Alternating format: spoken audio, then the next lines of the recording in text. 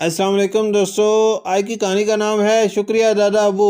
آج بھی ننھے عاشر کے چہرے پر اداسی چھائی ہوئی تھی اور شاید آنکھوں میں نمی بھی تھی۔ اس بات کو محسوس کر کے سب ہی پریشان ہو گئے۔ امی نے عاشر کو چمٹا لیا اور ابو کی طرف دیکھتے ہوئے کہا، جب سے بابا کا انتقال ہوا ہے یہ ایسے ہی چپ چاپ سا رہتا ہے۔ دادا کا ذکر سن کر عاشر پھوٹ پھوٹ کر رونے لگا۔ میرے سب سے اچھے سب سے پکے دوست مجھ سے ہمیشہ کے لیے دور چلے گئے۔ وہی تو تھے جو مجھے آشو بچہ اور میرا لڈو کہہ کر پکارتے تھے۔ ابو نے اس کا ہاتھ پکڑا اور اسے بائے لان میں لے آئے اور بولے، آپ دادا کو ضرور یاد کریں، ان کے لیے مغفرت کی دعا کریں اور جو اچھی باتیں انہوں نے آپ کو سکھائی ہیں انہیں بھی یاد رکھیں۔ اگر آپ یہ سب کریں گے تو یقین کریں کہ ان کی روح بے حد خوش ہوگی۔ عاشر نے پوچھا، اب میں مسجد کس کے ساتھ جایا کروں؟ کہانیاں کس سے سنا کروں؟ ابو اس سوال کے لیے پہلے سے تیار تھے۔ فوراً جواب دیا،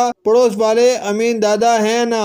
دادا ابو ان کے بھی تو پکے دوست تھے، وہ بھی تو دادا ابو کے جانے کے بعد سے کتنے غم زدہ اور تنہا رہتے ہوں گے۔ آپ کو تو ان کا خیال بھی نہیں آیا۔ جیسے آپ دادا ابو کی زندگی میں امین دادا کے گھر جاتے تھے اسی طرح آپ بھی جایا کریں۔ یہ بات عاشر کے دل کو لگی اور اگلے ہی دن وہ امین دادا کے گھر پہنچ گیا۔ دن گزرتے گئے، عاشر و امین صاحب کی دوستی پروان چڑھتی گئی۔ عاشر کو امین صاحب کی شکل میں اپنے دادا ابو کا عکس نظر آتا تھا۔ جب امین صاحب مسکراتے تو اسے لگتا جیسے اس کے دادا ابو مسکراتے ہوئے اسے شفیق نظروں سے دیکھ رہے ہوں۔ عاشر 5ویں سے 12ویں جماعت میں پہنچ گیا۔ پڑھائی، کھیل اور دیگر مصروفیات کے باوجود وہ بلا ناغہ امین صاحب کے پاس جاتا، کبھی ان کو اخبار پڑھ کر سناتا، کبھی لوڈو کھیلتا، کبھی ان کا سر دباتا اور کبھی ان کا ہاتھ پکڑ کر انہیں چہل قدمی کروانے نکل جاتا۔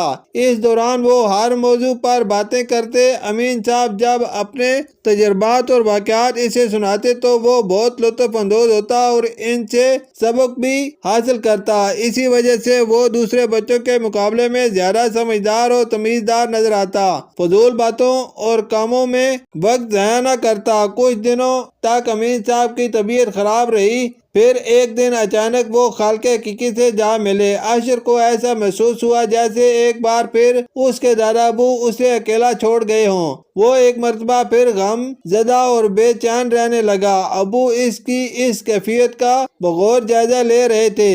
آخر ایک دن اسے لان میں تنہا دیکھ کر انہوں نے کہا، بیٹا میں دیکھ رہا ہوں امین صاحب کے انتقال کے بعد سے آپ گمسم رہنے لگے ہیں۔ مجھے لگتا ہے کہ آپ نے ان کے جانے کا بہت زیادہ اثر لے لیا ہے۔ عاشر نے سر جھکاتے ہوئے کہا، جی ابو ایسا ہی ہے۔ دادا ابو کے بعد امین دادا مجھے بہت عزیز ہو گئے تھے۔ مجھے ایسا لگتا تھا کہ مجھے جو بھی کامیابی حاصل ہوئی ہے وہ انہی کی دعاؤں کی وجہ سے ہوئی ہے، مگر اب تو مجھے کوئی سجا ہی نہیں دیتا۔ ابو آپ ہی بتائیں آخر میں کیا کروں کہ میرا دل مطمئن ہو جائے۔ ابو اپنے حساس بیٹے کی باتیں سن کر بہت متاثر ہوئے اور کہا، اچھا تو یہ بات ہے، آپ کے خیالات قابل قدر ہیں۔ واقعی جو انسان اپنے بزرگوں سے محبت اور ان کی قدر کرتا ہے دنیا اور آخرت میں ضرور سرخرو ہوتا ہے، مگر ایسے بھی بدقسمت لوگ ہیں جو اپنے بزرگوں کی عزت کرنے کے بجائے انہیں بوجھ سمجھتے ہیں، انہیں گھر سے بے گھر کر دیتے ہیں۔ ایسے افراد کی دیکھ بھال کے لیے کئی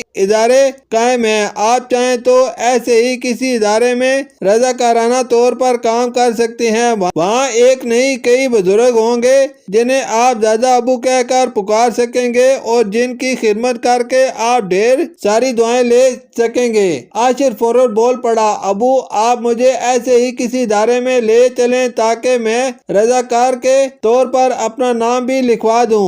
ابو نے اس کا ماتھا چومتے ہوئے کہا، کیوں نہیں، بلکہ آپ چاہیں تو اپنے دوستوں کو بھی اس نیک کام میں شامل کر سکتے ہیں۔ یوں عاشر اور اس کے چند دوستوں نے بزرگ افراد کی دیکھ بھال کرنے والے ایک اولڈ ہوم میں شام کے وقت 2 گھنٹے گزارنے شروع کر دیے۔ رفتہ رفتہ وہاں موجود بزرگوں سے ان کی قربت ہو گئی۔ جب وہ ان کے ساتھ مل کر حالات و حاضرہ پر گفتگو کرتا، ان کو دعائیں دیتا، ان کی الماریوں میں چیزوں کی ترتیب درست کرتا تو یہ بوڑھے لوگ اسے دل کی گہرائیوں سے دعائیں دیتے اور عاشر کو یوں محسوس ہوتا کہ اسے دنیا کی سب سے بڑی دولت مل گئی ہو۔ چند ہی سالوں میں پڑھائی مکمل ہو گئی اور عاشر نے ایک ماہر تعمیر کی حیثیت سے ایک بڑی کمپنی میں ملازمت شروع کر دی، مگر اولڈ ہوم سے اس کا تعلق برقرار رہا۔ وہ اب بھی چھٹی کے دن وہاں جاتا۔